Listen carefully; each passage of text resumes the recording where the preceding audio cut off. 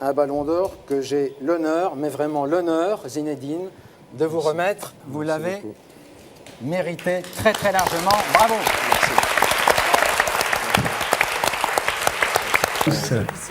C'est un rêve que je caresse depuis l'enfance.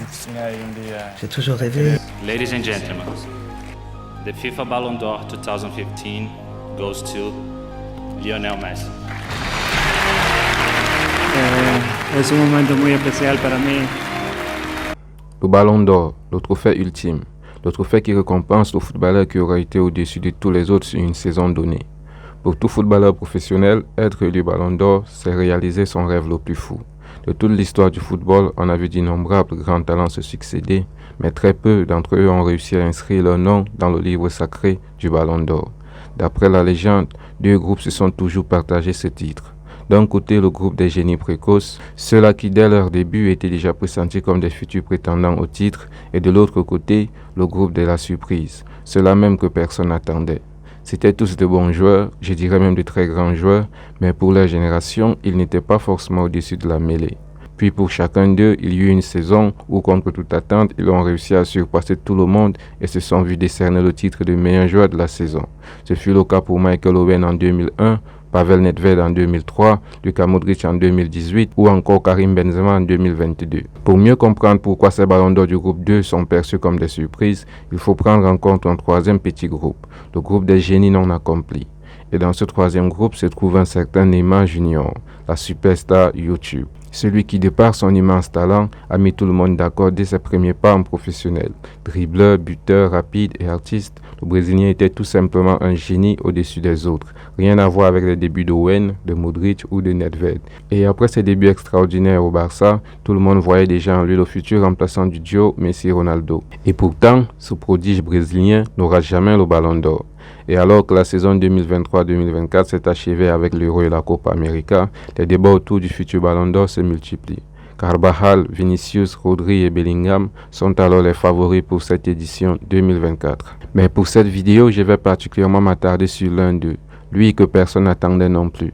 Il y a de cela 3 ans encore, presque tout le monde le considérait comme un boulet pour son équipe. Brouillon dans ses dribbles, mauvais dans ses choix, inefficace devant le but, Vinicius Junior était tout simplement exaspérant, non seulement pour les fans du Real Madrid, mais aussi pour ses coéquipiers. La presse l'a critiqué, Benzema a comploté contre lui, Ramos a failli faire un arrêt cardiaque, tellement le Brésilien était mauvais. En cette période-là, les joueurs que tout le monde plébiscitait comme futur Ballon d'Or, c'était Kylian Mbappé, Haaland ou encore Lewandowski. Vinicius, lui, n'était même pas nominé dans le top 30. Le Real Madrid s'est rarement trompé dans ses recrutements, mais quelquefois ce fut le cas. On se souvient encore du cas Mariano Diaz qui s'est avéré être une erreur de casting, ou encore du jeune Régnier perdu quelque part en Bundesliga. Vinicius aurait pu finir comme ces deux-là, mais par la force du travail et sa grande volonté, en 2 ans seulement, l'ancien du Flamengo FC a opéré une grosse remontada sur tous ceux qui étaient devant lui. Aujourd'hui, c'est le mec qui illumine les grandes soirées de Ligue des Champions. Et parmi les 4 non-candidats au Ballon d'Or cette année, le Brésilien est sans doute le grand favori. Je vous propose donc dans cette vidéo de revivre le top 7 de ces matchs références cette saison 2023-2024.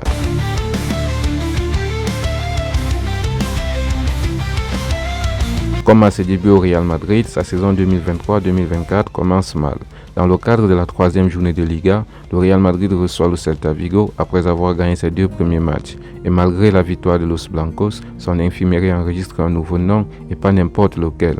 Vinicius Junior, blessé à la cuisse droite après 15 petites minutes de jeu seulement.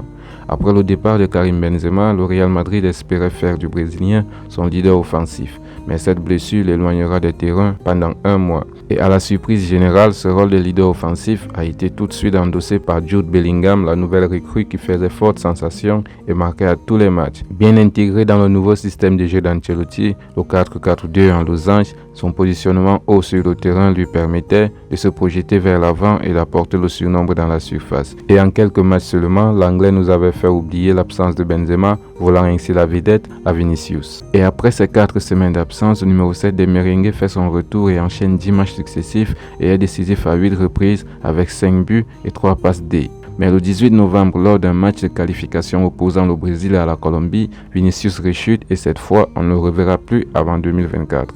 En janvier 2024, justement, Vinicius fait un retour fracassant sur les pelouses.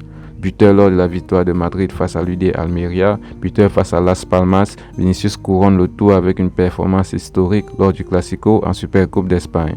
Barcelone avait remporté la dernière Supercoupe en battant son grand rival à domicile 3-1 et cette finale de 2024 était l'occasion pour les Merengues de prendre leur revanche. C'était une rencontre spectaculaire et en 39 minutes, l'attaquant brésilien inscrit un triplé et entre dans l'histoire du Classico. And Vinicius Jr. puts up Real Madrid. It's 1-0. Turning and Rodrigo is away. Yet again, he has Vinicius in the middle. It's 2-0 Real Madrid. Vinicius Jr. scoring again. Not even 10 minutes played. And Barcelona are absolutely falling apart here. Vinicius Jr. lines it up. Vinicius slots it away. What on earth is going on in the Barcelona back line here? Everyone is looking. Jamais un joueur de Madrid n'avait triplé contre le Barça depuis le début du 21e siècle. Jamais un Brésilien de Madrid n'avait triplé face au Barça. Avant cela, il était déjà devenu le premier joueur à inscrire un doublé en moins de 10 minutes dans un Classico au 21e siècle. Il avait été blessé durant presque toute la première partie de la saison et pour lui, ce mois de janvier ne marquait pas seulement le début de l'année, mais surtout le véritable début de la saison. Et à la fin du mois justement, il sera élu meilleur joueur de la Liga. Le 2 mars, le Real se déplace à Valence dans le cadre de la 27e journée de Liga. Et depuis l'incident des insultes racistes contre Vinicius, les rencontres entre Valence et le Real Madrid sont devenues très tendues à l'image d'un Real Atlético Madrid. Et le début de ce match confirme la norme.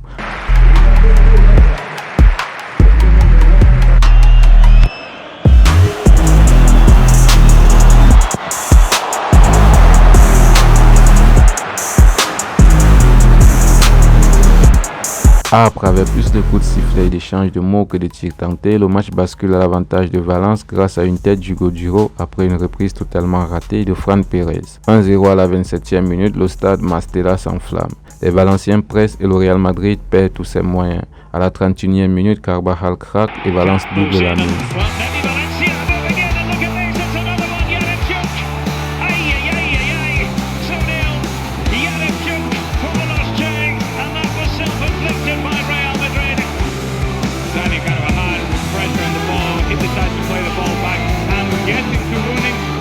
Siffle à chaque prise de balle pour son retour à Mestalla, Vinicius répond avec la manière en relançant le Real juste avant la mi-temps.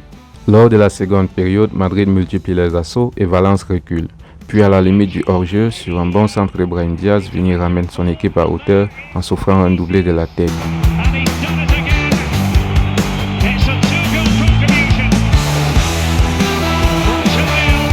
Ils l'ont sifflé de la première à la dernière minute, mais il a su leur répondre de la plus belle des manières sur le terrain.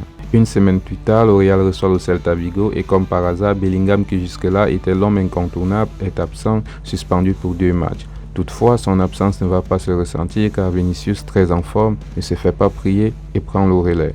Dès la 20e minute, il ouvre le score en reprenant une tête de Rudiger qui avait été repoussée dans sa course. Et par la suite, il crée le chaos habituel, ridiculisant quelques défenseurs sur son côté avant d'être de nouveau décisif sur le but du 3-0.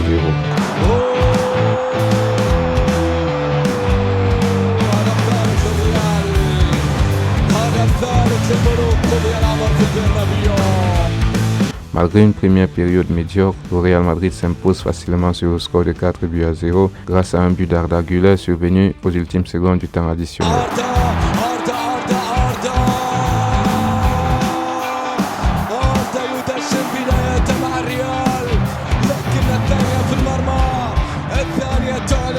Osasuna vs Real Madrid. C'est l'affiche de la 29e journée de Liga. Mais avant d'évoquer ce match, voyons rapidement quelques faits concernant Vinicius. Lors des 2 derniers matchs du Real Madrid en Ligue des Champions, Vinicius a pris 2 cartons jaunes. Et lors de leurs 2 derniers matchs en Liga, Vinicius a pris 2 cartons jaunes. Pour ce match contre Osasuna, le Brésilien a marqué 2 buts permettant à son équipe de s'imposer 4-2. Mais à part sa grosse performance du jour, Vinicius s'est aussi distingué avec un autre carton jaune, écopé à la 44e minute pour protestation, ce qui fait en tout 5 cartons jaunes en 5 matchs consécutifs, toutes compétitions confondues. Dans ce registre, même Antonio Rudiger ne fait pas le poids. Sans doute, c'est un joueur qui doit parfois vraiment frustrer Carlo Ancelotti avec son indiscipline. Cependant, qui pourrait rester en colère contre un joueur qui a fait preuve d'un instinct mortel de braconnier pour voler un défenseur et marquer l'ouverture du score des Blancos, puis produit la finition la plus impudente pour compléter un doublé.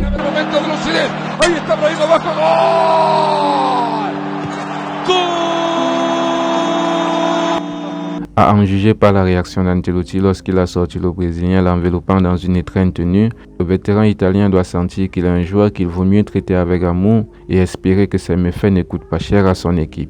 Grâce à cette victoire, le Real reste premier au classement et compte désormais 10 points d'avance sur son poursuivant direct et se rapproche sérieusement du titre. Mais en Ligue des Champions, rien n'est encore fait. Après avoir souffert en 8e face au RB Leipzig, puis en quart de finale face à Manchester City, les Merengues vont devoir défier les Bavarois en demi-finale.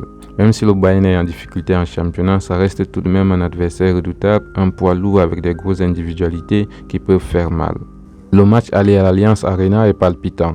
En confiance devant son public, les hommes de Thomas Tuchel pressent les Madrilènes essayant de leur repousser dans leur retranchement. Mais vous savez ce qu'on dit, le Real Madrid c'est l'équipe la plus imprévisible qui existe. Alors qu'ils étaient pris dans l'étreinte bavaroise comme un génie, Toni Kroos vit une mince faille et l'exploita.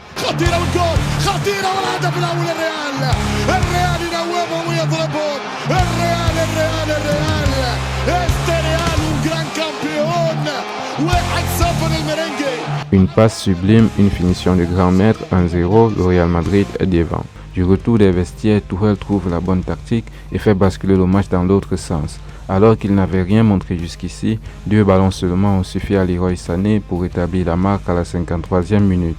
De nouveau revigoré par cette égalisation, le Bayern sème la panique dans le camp madrilène avec un deuxième but en 4 minutes seulement.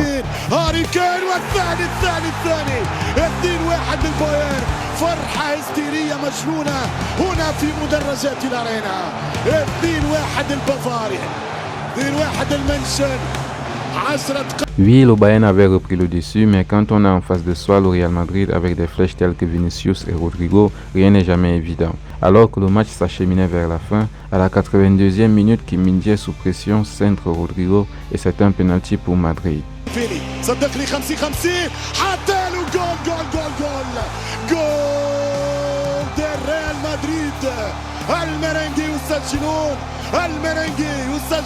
Penalty transformé par Vinicius, comme toujours le Real Madrid revient de loin.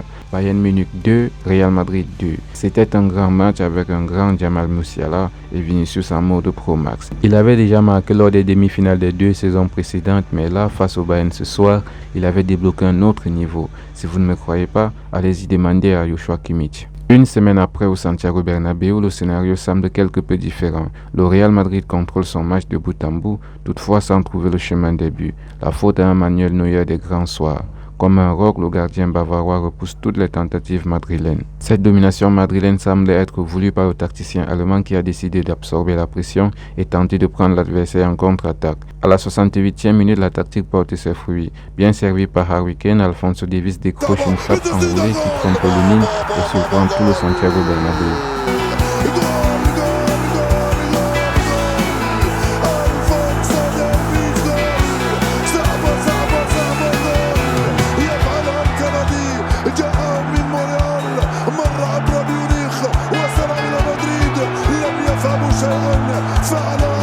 Trois minutes plus tard, le Real pense avoir égalisé, mais le Bayern est sauvé par la VAR qui sanctionne Nacho pour une faute sur Kimmich. Pour une fois depuis longtemps, les choses semblaient vraiment compliquées pour le Real. Auparavant, ils avaient toujours été dominés dans les matchs avant de reprendre l'avantage, mais pas l'inverse. Ils étaient piégés sur leur propre terrain.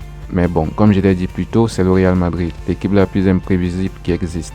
Alors que l'expérimenté Neuer avait assuré jusqu'ici, à 2 minutes de la fin du temps réglementaire, l'Allemand craque sur une frappe vicieuse de Vinicius et renvoie le ballon dans les pieds de Rosselló qui était bien placé et ça fait égalisation pour Madrid. Et seulement 164 secondes plus tard, Rosselló encore une fois scelle le sort de la rencontre avec un deuxième but à la limite du hors-jeu.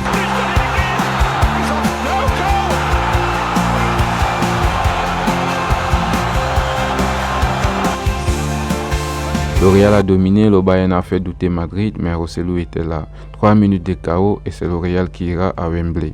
Héroïque la performance de Rosselló en seulement 10 minutes de jeu, mais ce soir l'homme du match demeure sans aucun doute Vinicius Junior. Le Brésilien aura été une épine constante dans le pied du Bayern tout au long de la rencontre, comme lors du match aller.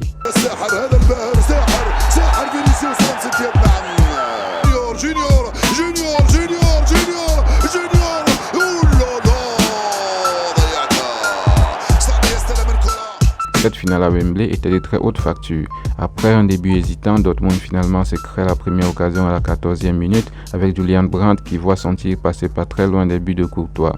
Dortmund aurait vraiment dû prendre l'avantage à la 21e minute lorsque Karim Adeyemi, rapide comme l'éclair, réussit à contourner Courtois, mais s'excentre trop et voit sa tentative bloquée en corner par un bon retour de Carvajal. Le BVB continue de faire pression sur Madrid avec cette balle de Füllkrug qui heurte le poteau gauche et ce tir d'Adeyemi repoussé par Courtois. À ce moment précis, le Real semblait en assistance respiratoire. L'entraîneur Edin Terzic avait tactiquement surpassé Ancelotti dans tous les domaines. Les stars du Real Madrid étaient soumis à la domination allemande. Seule une combinaison de Courtois et du cadre du but permet à maintenir les scores à égalité à la pause. Et cette pause a clairement aidé le Real qui a progressivement repris le contrôle du match en seconde période. Pour son dernier match en club, Toni Kroos est présent et surtout précis dans ses choix, notamment sur ce corner transformé en passe décisive pour Carvajal qui finalement ouvre le score en faveur du Real Madrid.